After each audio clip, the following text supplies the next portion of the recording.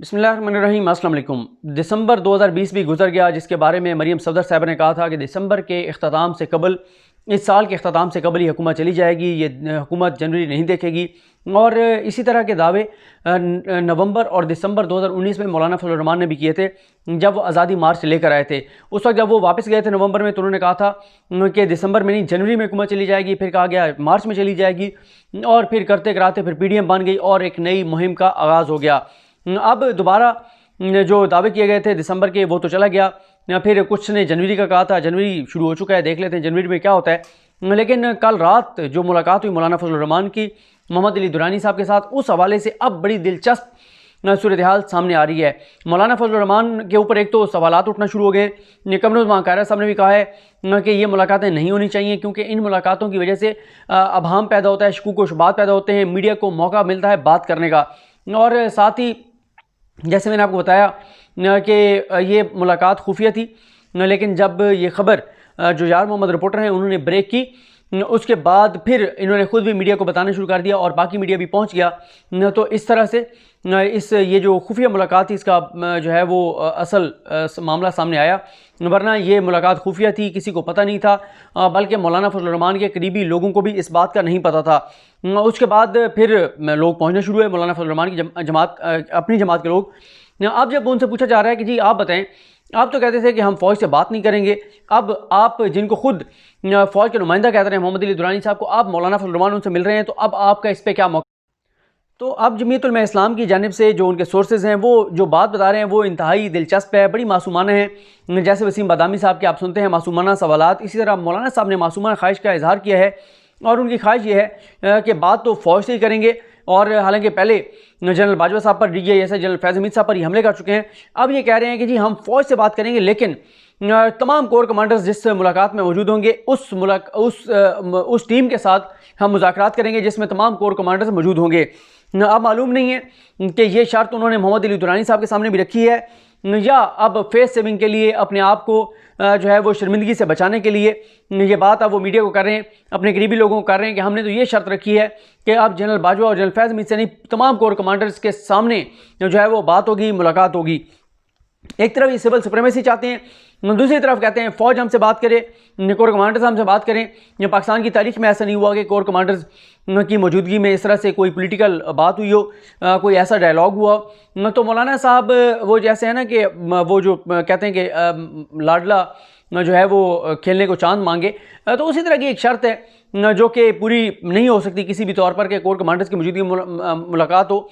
या वो उन्होंने अपने लोगों को शायद बेवकूफ़ बनाने के लिए बात की है, और उनके लोगों ने आगे ये कहना शुरू कर दिया है कि जी हमने तो शर्त ऐसी रखी है कि बहुत सख्त शर्त रखी है कि इस तरह से मुलाकात होगी, मुज़ाकरात होंगे। दूसरी तरफ जैसे मैंने कहा कि पीपल्स पार्टी ने तो शकूक व शुबात का इज़हार किया है। अब इनके अपने लोगों को ये नज़र आ रहा है कि जिस तरह पहले इनके नाराज़ अरकान ने कहा था कि भाई आप मिलते हैं इस्टेब्लिशमेंट के लोगों को, आप बताते नहीं हैं। और ये हम नहीं कह रहे कि मोहम्मद अली दुरानी साहब फ़ौज का पैगाम लेकर गए हैं, इन्होंने खुद मोहम्मद अली दुरानी साहब को कहा है कि वो फ़ौज के नुमाइंदे हैं। उसके बाद एक और जो मामला है, इसके बाद एक तो कल तो नहीं बल्कि आज, क्योंकि PDM का इजलास है, तो उसमें कमरुज़्ज़मान कायरा साहब ने कहा है कि मौलाना फजल रहमान बताएंगे कि वो क्यों मिले हैं। और PDM में बहरहाल आज बड़ा इंपॉर्टेंट इजलास है, बिलावल नहीं आ रहे, वीडियो लिंक के ज़रिए मौजूद होंगे।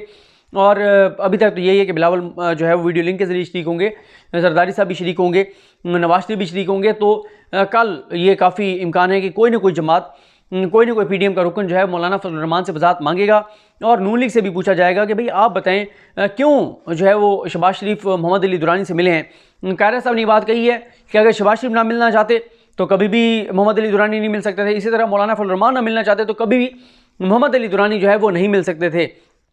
इसके अलावा एक और जो इससे जुड़ी हुई चीज़ है, उसके बारे में आपको बताऊं कि ये जो ख्वाजा आसिफ साहब की गिरफ्तारी है, उसके हवाले से मरीम साहिबा कुछ कह रही हैं, उनके हामी कोई और तासुर दे रहे हैं।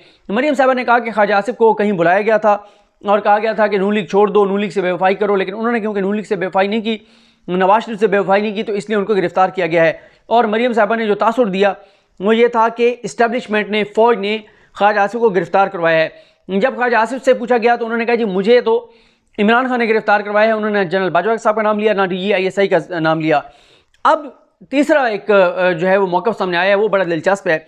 वो है हमारे बहुत सारे साफ़ियों और तजियाकारों का, और ख़ास तौर पे वो जो कि मरियम और नून लीग और PDM के हामी हैं, वो कहते हैं कि इमरान खान ने गिरफ़्तार करवाया ख्वाजा आसिफ को, और उसकी वजह यह है कि इमरान खान को ये था कि ख्वाजा आसिफ जो हैं वो फ़ौज के करीब हैं, फ़ौज से राब्तों में हैं।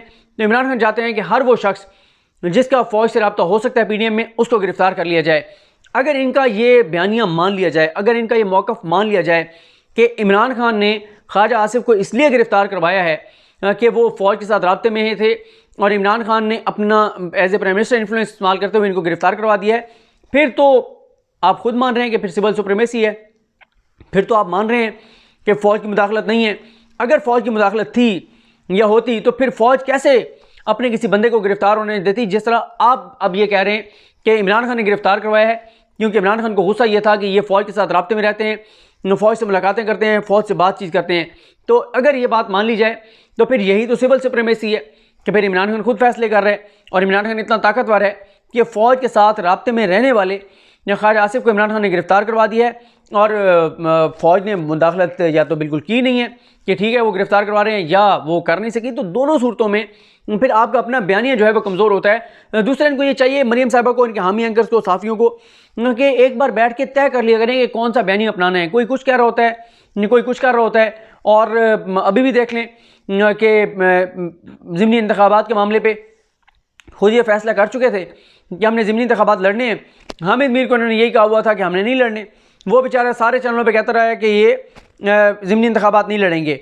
खुद ये तय कर चुके थे कि हमने जो है वो सेनेट इलेक्शन लड़ने हैं। उस बेचारे को वो कहता अभी फैसला नहीं हुआ। तो जो आपके अपने हामी होते हैं उन बेचारों को आप बता दिया करें कि क्या मौक़िफ़ अपनाना है, क्या बयानिया अपनाना है।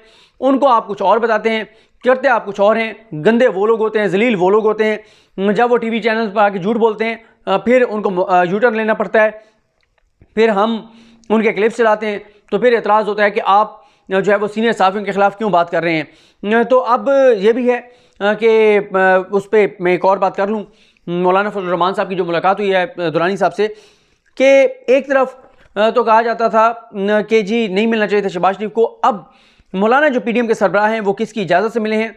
क्या उन्होंने PDM की क़यादत को, जो बाकी लोग हैं उनको एतमाद में लिया, उनको बताया, और अब मौलाना फजल रहमान पर भी शकूक व शुबात का इजहार किया जाएगा, उन पर भी उंगलियां उठेंगी कि भाई आप ये बताएं कि आप सरबराह थे, आपने अगर मोहम्मद अली दुरानी से मिलना था तो आप तमाम जमातों के एतमाद में ले लेते, या आप अनाउंस कर देते कि मोहम्मद अली दुरानी ने मुझसे टाइम मांगा है, वो मुझसे मिलने आ रहे हैं। क्योंकि वजह यह है, पीपल्स पार्टी पहले ही 3 सवालात उठा रही है।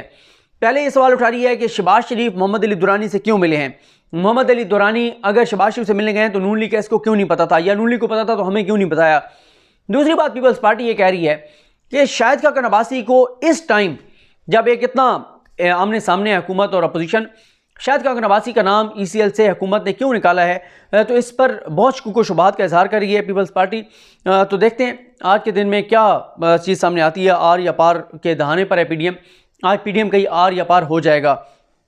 लेकिन दिलचस्प सूरत हाल यही होगी कि जो कहते थे कि इस्तीफ़े देंगे, वो आज क्या लॉजिक अपनाएंगे और किस तरह से वो मीडिया का सामना करेंगे, सवालात का सामना करेंगे। उसके बाद आ जाएँ आप के 2 इस्तीफ़े स्पीकर को जो दिए गए थे, मुर्तज़ा जावेद अब्बासी और जो वो हैं सजाद अमान साहब, उनके इस्तीफ़े स्पीकर ने उनकी वजाहत मानते हुए जो है वो उनके इस्तीफ़े मंजूर नहीं किए। तो मरियम साहिबा की बात उन्होंने नहीं मानी थी, उन्होंने जाके कह दिया कि हमने इस्तीफ़े नहीं दिए।